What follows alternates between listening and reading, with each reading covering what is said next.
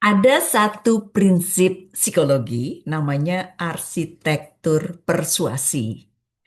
Ini eh, menggunakan desain, ya. Ini dalam konteks digital itu misalnya di dalam email atau situs web untuk membantu memandu pembeli untuk berkonversi atau melakukan suatu tindakan yang diharapkan. Belum tentu harus beli, bisa juga mengklik untuk melakukan sesuatu, baca artikel atau buka situs web gitu ya. Nah, supaya efektif, maka desain ini, arsitektur dalam membujuk ini atau persuasi ini harus semudah mungkin bagi pembeli untuk mengikuti jalur menuju sikap bertindak atau berkonversi, begitu ya. Jadi, gimana caranya kita memanfaatkan prinsip psikologi arsitek persuasi ini dalam praktisi komunikasi? Nah, saya ingin memberikan contoh. Kalau seorang PR, ya, praktisi komunikasi PR, misalnya begitu ya, arsitektur persuasi ini gitu ya, bisa dipakai untuk membangun kepercayaan dan reputasi. Misalnya PR itu kan berfokus eh, mengarahkan publik diantaranya dari nggak tahu jadi mendukung, misalnya gitu ya. Misalnya saat krisis, misalnya sebuah perusahaan ada krisis, PR itu mengirim rilis resmi melalui email ke media gitu ya, eh, yang dibuat supaya orang media tersebut mudah dalam melakukan apa yang orang PR ingin mereka lakukan. Jadi misalnya nanti di bagian bawah ada poin-poin kunci yang di-highlight supaya jurnalis cepat ngerti maksudnya kemana. Dan di bagian bawah ada eh, tombol download file fakta misalnya begitu ya. Eh, yang bikin jurnalis jadi cepat ngeliat supaya dia mau mengunduh file dan menulis berita sesuai dengan fakta perusahaan, bukan spekulasi.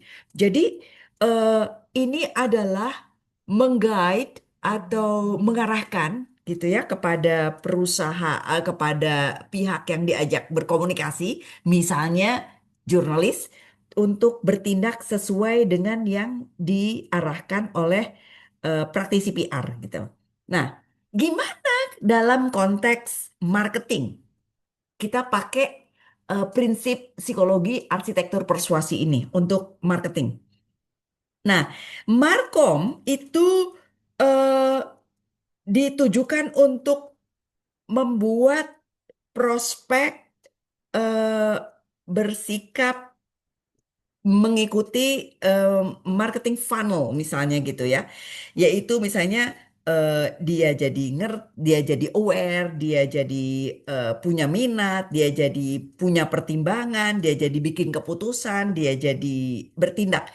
Jadi kan orang itu kalau mau membeli sesuatu ada tahapan-tahapannya. Tahapan-tahapannya adalah oke, aware, dia ngerti gitu ya, terus jadi minat, terus jadi mempertimbangkan, terus jadi bikin keputusan, terus jadi bertindak. Nah, fokus untuk transisi dari satu satu tahap ke tahap berikutnya menjadi tindakan itu yang diarahkan menggunakan arsitektur persuasions gitu ya, pada marketing communications. Misalnya, sebuah perusahaan meluncurkan produk baru di Instagram. Nah, dengan menggunakan landing page, ada situs web, satu halaman landing page ya, yang bersih, kelihatannya nyaman gitu ya, nggak ada banyak menu yang membingungkan, hanya ada testimoni misalnya, kemudian manfaat dari produk, kemudian ada satu tombol tulisannya claim discount 50% misalnya gitu ya. Eh, yang kelihatannya mencolok gitu ya. Jadi menggait supaya orang menekan tombol ayo mengklaim diskon 50% misalnya begitu ya. Jadi calon pembeli segera akan mendaftarkan email mereka untuk mendapatkan kupon. Itu juga sebagai pendekatan dari marketing communication menggunakan prinsip arsitektur persuasion. Terus bagaimana dengan iklan misalnya begitu ya? Praktisi komunikasi di bidang periklanan, eh, arsitektur persuasi ini adalah tentang kejelasan visual dan pesan. Iklan itu harus menghilangkan hambatan mental dari pembeli dalam hitungan detik. Cepet banget, klik banget gitu. Misalnya ada iklan di Google, misalnya search ads misalnya gitu ya, atau di Facebook ads misalnya begitu ya, yang menjanjikan solusi rambut rontok dalam 7 hari misalnya begitu. Ketika diklik, pengguna langsung diarahkan ke halaman produk spesifik, kemudian supaya mereka langsung beli sekarang gitu ya. Jadi bukan ke situs web yang lebih luas, tetapi langsung ceruk ke tombol beli sekarang karena jalurnya sangat relevan dan tidak berbelit-belit. Jadi sedemikian rupa di dalam membuat arsitektur pembujukan atau persuasi di dalam periklanan, ada iklan lalu diarahkan beli sekarang. Kemudian satu lagi misalnya pada broadcaster atau penyiar misalnya gitu ya, profesi komunikasi. Arsitektur persuasi ini juga dipakai untuk menjaga retensi atau eh, mempertahankan perhatian dari audiens supaya ngedengerin sampai di akhir gitu. Itu juga menarik ya untuk broadcaster atau penyiar. Misalnya video podcast di YouTube misalnya begitu ya. Dari awal video penyiar udah nyebut, oke, tonton sampai akhir karena ada pengumuman pemenang di akhir.